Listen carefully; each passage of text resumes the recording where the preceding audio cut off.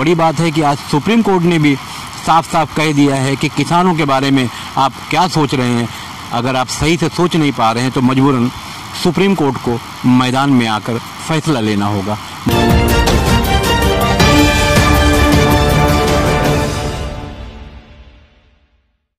किसी भी देश में जहां लोकतंत्र हो, जमहूरियत हो, वहां 4 खंभे होते हैं। 4 खंभों का मतलब कानून बनता कहाँ है?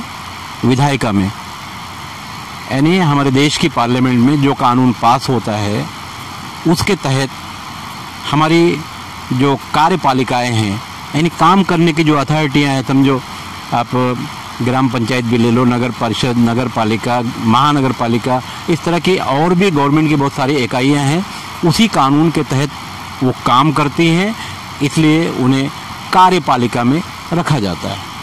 और उसके बाद न्यायपालिका, अगर उस कार्य में कोई गड़बड़ी हुई है तो न्यायपालिका में उसी कानून के तहत जो लोकतंत्र के मंदिर में पास होता है उसी पर उसे सज़ा भी दी जाती है या उसे छोड़ा भी जाता है। छोड़ा जाने का मतलब बेगुनाह साबित होने पर। और इन तीनों खंभों के बाद एक खंभा आता है पत्रकारिता।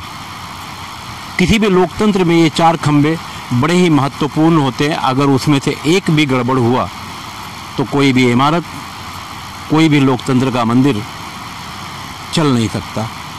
हमारे देश भारत की अगर बात करेंगे तो बड़ा अलग मसला है। हमारे देश का जो नाम है वो 3, इंडिया, हिंदुस्तान और भारत। बहरहाल न्यायपालिका से भी आवाज़ आई, जजों ने बाहर आकर कॉन्फ्रेंस किया कि लोकतंत्र खतरे में है। ये हुआ बीजेपी सरकार के दौर में। मीडिया हाउसेस जो हैं, कहीं ना कहीं हमारे देश में लोगों को जो न्याय मिलना चाहिए वो न्याय नहीं हो पा रहा है। मीडिया हाउसेस के भी मामला गड़बड़ हैं। अब दूसरी तरफ अगर देखेंगे तो हमारी जो कार्यपालिका हैं, कार्यपालिकाओं के जो काम हैं वो भी हमारा जो लोकतंत्र है उसके तहत, यानी पब्लिक के लिए कार्यपालिका होती है, मगर पब्लिक को यहाँ से भी न्याय नहीं मिल पा रहा है। रही बात न्याय का जो मंदिर, हमारा पार्लियामेंट जो हो या हमारा विधानसभा हो, वहाँ के भी हालात, कानून तो बने हुए हैं मगर उस पर अमल नहीं होता। इस तरह से किसी भी लोकतंत्र में, जैसा कि हमारे देश में 4 खंभे, 4 सुतून, चारों सुतून कहीं ना कहीं डगमगाते हुए नज़र आ रहे हैं, क्योंकि देश का जो अन्नदाता है, जिसे दुनिया किसान के नाम से जानती है, आज दिल्ली को घेर कर वो बैठा हुआ है और सरकार उसकी नहीं सुन रही है। हालांकि इस तरह के आंदोलन देश में पहली बार नहीं हुए हैं, मगर किसान अपनी ज़मीन को लेकर परेशान है, इसलिए आज वो मैदान में है। कभी एनआरसी को लेकर मुसलमान मैदान में है, कभी हाथरस की घटना को लेकर दलित मैदान में है, और अब देश का जो किसान है वो मैदान में है अपनी ज़मीन को लेकर। असल में किसान डरा क्यों है?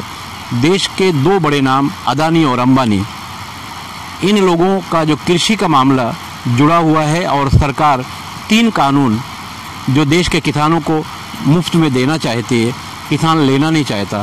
किसान डरा हुआ है, किसान जानता है कि अपनी ज़मीनों के कारण तो किसान आत्महत्या कर रहा है। अगर ये तीनों कानून पास हो जाते हैं तो अदानी और अंबानी का जो राज चलेगा देश में, ख़तरा वहाँ से है।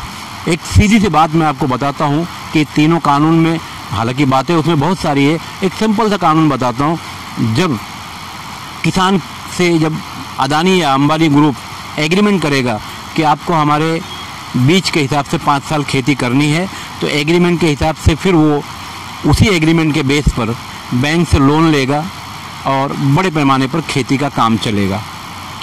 उसके बाद अगर किसान को ज़रूरत पड़ गई वो खेत बेचने की या खेत पर आज़ादी से काम करने की, तो वो कर नहीं पाएगा, क्योंकि बैंक उसे बताएगा कि तुम्हारे खेत पर, तुम्हारी ये जो खेती है, महाराष्ट्र में खेत को खेती के नाम से जाना जाता है, तो ये तो अदानी या अंबानी ने पहले से गिरवी रखा है, तो तुम अब गिरवी रख नहीं सकते।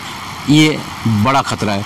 हालांकि तीनों किसान बिल को लेकर देश में बड़ा खतरा है और देश के अन्नदाता यानी किसान मैदान में है, मगर सरकार सुनने को तैयार नहीं है।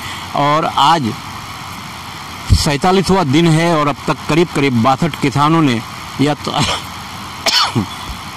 तो आत्महत्या कर ली है या तो उनकी जान जा चुकी है, मगर सरकार सुनने को तैयार नहीं है।